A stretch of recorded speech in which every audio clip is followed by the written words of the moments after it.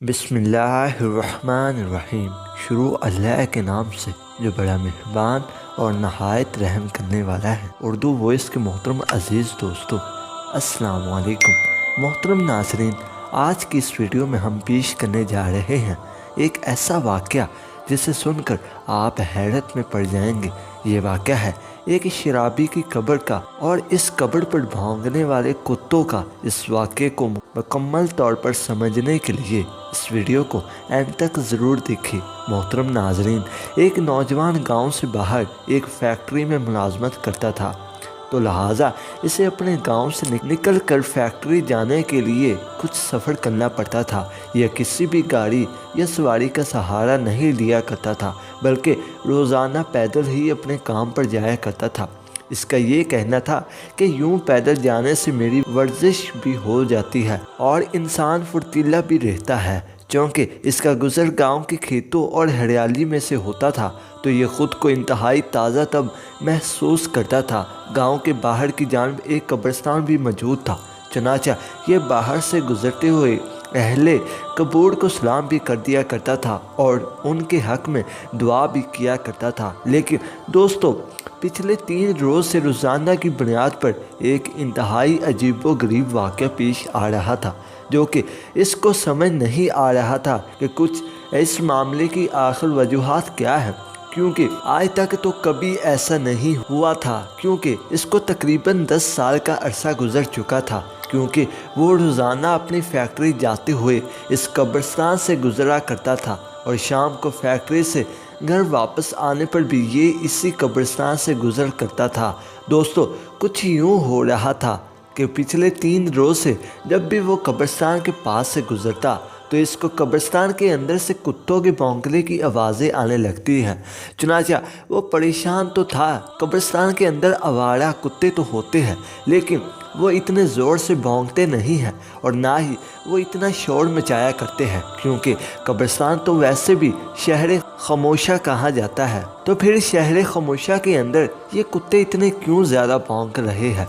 इसकी परेशानी रोज़ बरोज़ बढ़ती जा रही थी और अब मुसलसल 3 दिन गुजर चुके थे। चुनाचा उस नौजवान ने ये फ़ैसला किया कि इस कब्रिस्तान में दाखिल होगा और देखेगा कि आखिर किस जगह पर ये कुत्ते भौंक रहे हैं और आखिर मसला क्या है। एक दिन जब वो कब्रिस्तान के बाहर से गुजर रहा था तो मामूल के मुताबिक कुत्ते भौंकने लगे। ऐसे ही वो शख्स कब्रिस्तान के अंदर दाखिल हुआ तो इसने देखा कि 4 रोज़ पहले जिस शख्स को यहाँ दफनाया गया था, इसकी कब्र पर खड़े होकर कुत्तों का एक गिरोह भौंक रहा है। वो बड़ा परेशान हुआ और वो ये जानना चाहता था कि 4 दिन पहले ही तो इस शख्स को यहाँ दफन किया गया था, तो ऐसा क्या मामला पेश आ गया कि कुत्ते इसके कब्र पर खड़े होकर भौंक रहे हैं। इसने ये फैसला किया कि आज शाम गांव जाकर बुज़ुर्गों की पंचायत में इस हवाले से बात करेगा और इन बुज़ुर्गों से बात करेगा कि आज से 4 रोज़ पहले जो शख्स इस दुनिया से चला गया था, इसकी कब्र पर गुज़श्ता 3 रोज़ से कुत्ते भौंक रहे हैं। चनाचा दोस्तों, वो शख्स अपने काम से फारिग होकर जब घर आता है तो आकर तमाम अहवाल अपने गांव वालों के सामने बयान कर देता है। तो इसके बाद दोस्तों, क्या कब्र को खोला गया और अगर खोला गया तो इसके अंदर क्या मुनाज़र देखे गए और जो मुनाज़र देखे गए इनसे गांव वालों को क्या इबरत हासिल हुई? तो दोस्तों, गांव के बुज़ुर्गों ने ये फ़ैसला किया कि किसी आलिम या मुफ्ती से मशवरा किया जाए और फतवा लिया जाए कि क्या ऐसी सूरत हाल इसमें कब्र को खोलना चाहिए और क्या इससे कब्र को खोलना जायज़ भी है कि नहीं। मौलवी साहिबान के अलावा इसके घर वालों की इजाज़त भी ज़रूरी थी। तो वो तमाम बुज़ुर्ग इसके घर पहुँचे और वहाँ पहुँचकर सारा माजरा बयान किया। इस तरह से पिछले 4 रोज़ से कुत्तों के भौंकने की आवाज़ें आ रही है, तो कब्र को खोल कर देखना चाहिए कि आखिर माजरा क्या है। तो इस शख्स के भाई ने कहा कि अगर आप खोल कर देखना चाहते हैं तो देख सकते हैं, हमारी तरफ से आपको इजाज़त है, अलबत्ता हम आपके साथ नहीं जाएंगे। आप अकेले जाकर इसकी कब्र कुशाई कर सकते हैं और देख सकते हैं कि अंदर क्या मामला पेश आ रहा है। बज़ाहिर ये लोगों के लिए बड़ी हैरानगी की बात थी کہ ایک بھائی اپنے سگے بھائی کی قبر کشائی کے موقع پر وہاں موجود نہ ہونے کے حوالے سے کہہ رہا تھا۔ لوگوں نے اس بات پر زیادہ توجہ دینے کی بجائے یہ سوچا کہ پہلے قبر کھول کر دیکھا جائے کہ ہو سکتا ہے کہ وہ وجوہات سامنے آ جائے، اور یہ بھی ہو سکتا ہے کہ دونوں بھائیوں کی آپس میں ان بن ہو جس کے باعث اس نے ایسا بیان دیا ہے اور اس بات کی ہے۔ چنانچہ دوستو اس کے لواحقین تو قبرستان نہ گئے، لیکن اب گاؤں میں سے ایک بڑا ہجوم قبرستان میں موجود تھا اور خدائی کا سامان بھی وہاں آ چکا تھا۔ لہٰذا یہ فیصلہ کیا گیا کہ اب قبر کشائی کی جائے۔ اس قبر کے کھولنے کا کام شروع کیا گیا تو وہ کتے جو گزشتہ 3 روز سے اس قبر پر کھڑے ہو کر بھونک رہے تھے وہ بھی ارد گرد موجود تھے اور مسلسل آس پاس منڈلاتے رہے۔ جیسے ہی قبر کو کھولا گیا ایسا حیران کن اور دہشت ناک منظر سامنے آیا کہ جس نے سب کے ہوش اڑا دیے۔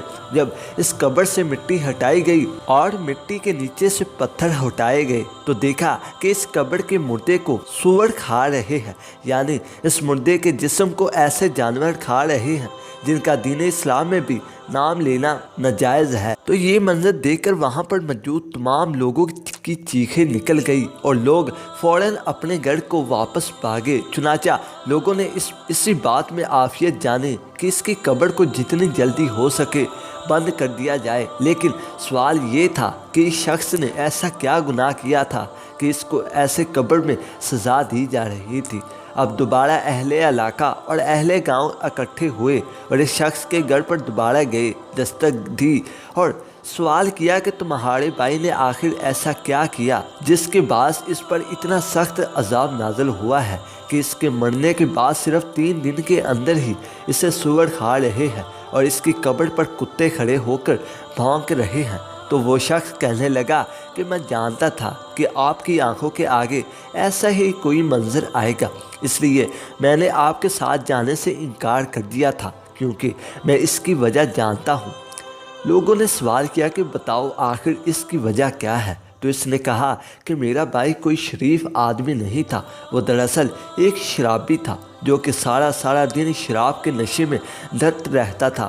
نہ اسے گھر کی پرواہ تھی اور نہ گھر والوں کی پرواہ تھی۔ اس کی زندگی کا مقصد صرف اور صرف عیاشی کرنا تھا اور وہ شراب پی کر اپنے رشتوں کی تقدس کو پامال کرتا تھا، یہاں تک کہ وہ اپنی ماں کو گالیاں دیتا تھا اور میرے باپ کو مارتا تھا۔